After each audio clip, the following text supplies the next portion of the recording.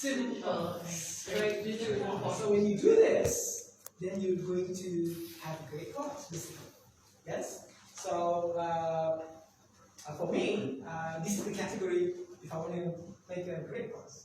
Right. But you can share yours. That's right. Oh yeah! Okay, teacher. We have one space on Okay.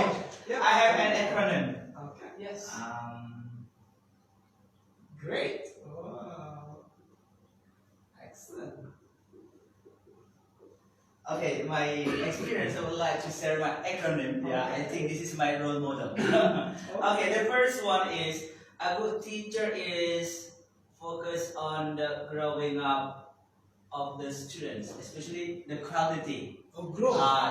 Specifically is for English mastery. Okay. And the next one is a good teacher must be able to running out the classroom activities. Alright. Especially about the discipline of the students, okay, about their interests. So a good teacher must be effective, especially in running all the sections in our classrooms. And the next one is encouraging. Okay, a good teacher also must be active in encouraging the students. So that's why by encouraging the students, the classroom will be more innovative and interactive. Yes. And the last one is accommodate. That's not the last one. No. Accommodate. Yeah. Why does the learning process fail? Because the teachers, especially English teachers, cannot be able to accommodate. So when we teach something that is not their interest, so the classroom activities will be failed. But when we able to accommodate their needs, especially by giving them the ice breaking and then designing the good materials, I think the classroom activity will be successfully conducted by us. And the last one is the responsibility of the teacher must be able to teach or training. Yeah. Generally, a teacher must be able to teach and then train. What's the difference between teaching and training? Teaching, I think, focus only for example, a number of the students, but for training, maybe less of 10 students. So we will be able to follow up the students' progress. So later on, we will be able as a good teacher. Especially great teacher. Fantastic. Yeah. Okay, I have one suggestion now. Yeah. Okay. Perhaps we'll give Jane a little while. I would like to propose that I see Freddie, Yeah. I see Eddie, I see Ruby, and we have The last one. For Jane. So Jane, could we request an acronym from you? If you want to come back later and do it. Okay, give you a little bit of time. Okay. And then we can actually have a picture of each of you with your acronym. And can I challenge Jane a little bit? Can I challenge you a bit? Okay. So you make the acronym based on your name. Jane. Jane. Whoa. Can we? Yeah. This one will be my brand in English. And then will be legalized. Copyrighted, yeah? Copyright. As long as A is not alcoholic. No, not alcoholic. Oh, will be fail. Accommodate. Yeah. So In, yeah. Okay. Teaching and training. Teaching and training. That stands for ready, huh? No, this is my brand, but this one I don't know. Okay. We are waiting on Jane. Yeah. So maybe she can do that, you know. Feel free. So you can try. When you're ready, you can put it out there. Yeah. And Okay. we're ready to listen and learn. So thank you. Would you like to just take a seat? Okay. That was fun. It was fun, wasn't it? Did you enjoy yourselves? It was colourful. Yeah. You all participated. That was amazing. You were able to think of your teachers. Okay. I actually feel that there are a few things which, you know, might be kind of left out here.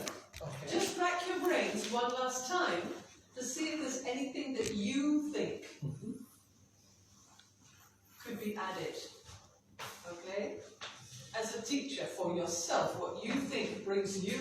into the classroom?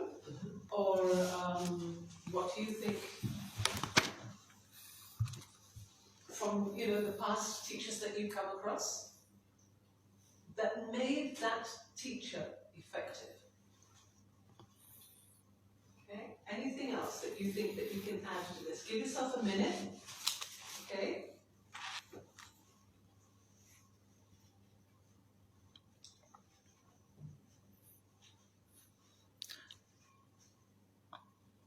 Madam, Yes. I would like to ask you especially about the applications or how to apply about the digitalizations and then about the service. As we know, about the communications and creativity. The first one is service, ICT. Okay. As an English lecturer, I always try to accommodate the students' needs, especially because we are at a different distance.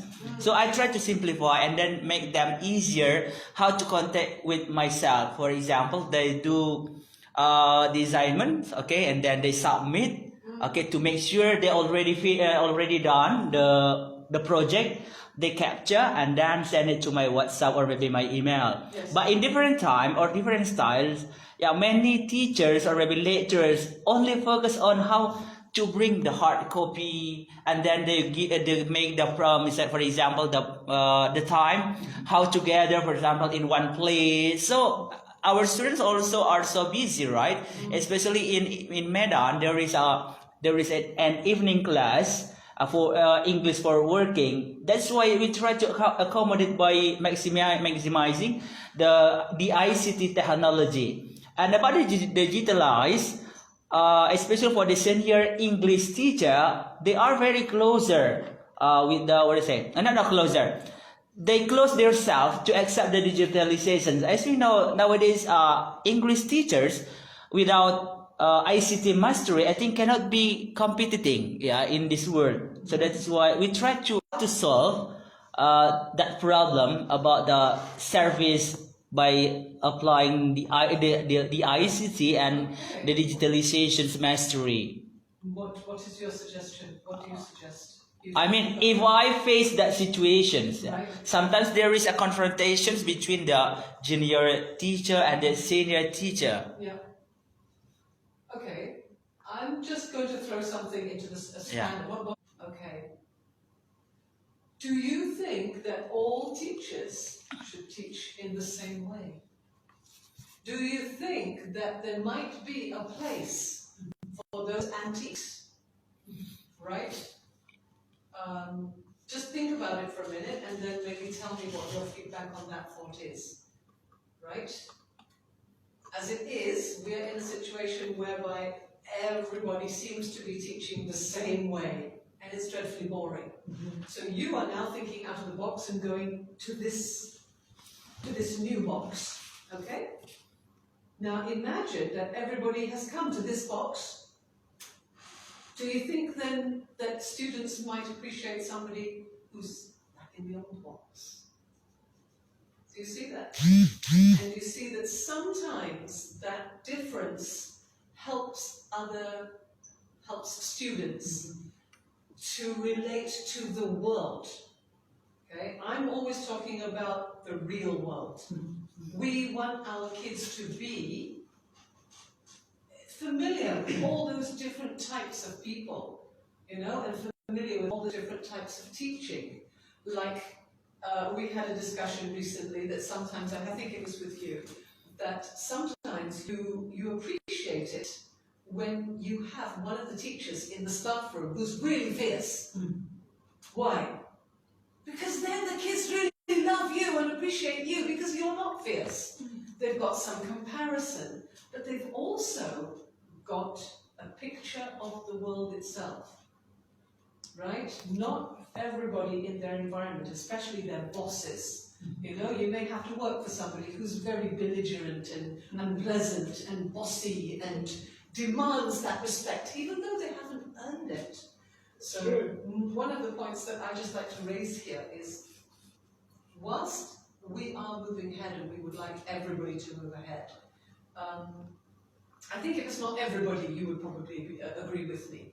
But if it's everybody who is staying in, the dinosaur mode. Obviously, that's not what the kids need. But I think when you have that one or two who are different, and the kids maybe have to be quiet to listen to them because they speak softly, they can't shout or whatever. Sometimes that helps because there's always somebody that it might reach, right? But I do agree that if we can, we should definitely be familiar and learn. There is something interesting about that fact though. I mean, like, in reality, we see teachers who are very progressive, keep changing, you know, developing themselves and growing. Yeah. On the other hand, there are teachers who are, for some reasons, they just want to stay where they are. Yes, in their comfort zone. So, and it's very difficult really to move these people forward. Yeah. Because they feel like I'm okay there. So there are two possibilities what we can do on that. Number one, these people who are enjoying their comfort zone, they just need to make sure that with their comfort zone, the students can be the best learners.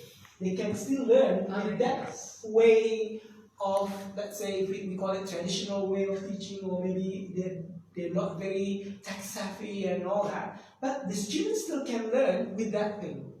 So then he must find a way to make sure that when I'm doing my class with the silent and more disciplined, proper, you know, like in old days. But if the students can actually perform better, maybe for example like exam preparation. Yes, in exam preparation you don't really jump around because you're sitting down there to really think, and you know, and these kind of teachers can actually probably perform better. Because they are doing it in a more conventional, traditional, but still structured. So what we need to do is help them to know how to structure their lesson effectively. Use your style, be more, traditional, but still the structure of your lesson must be clear.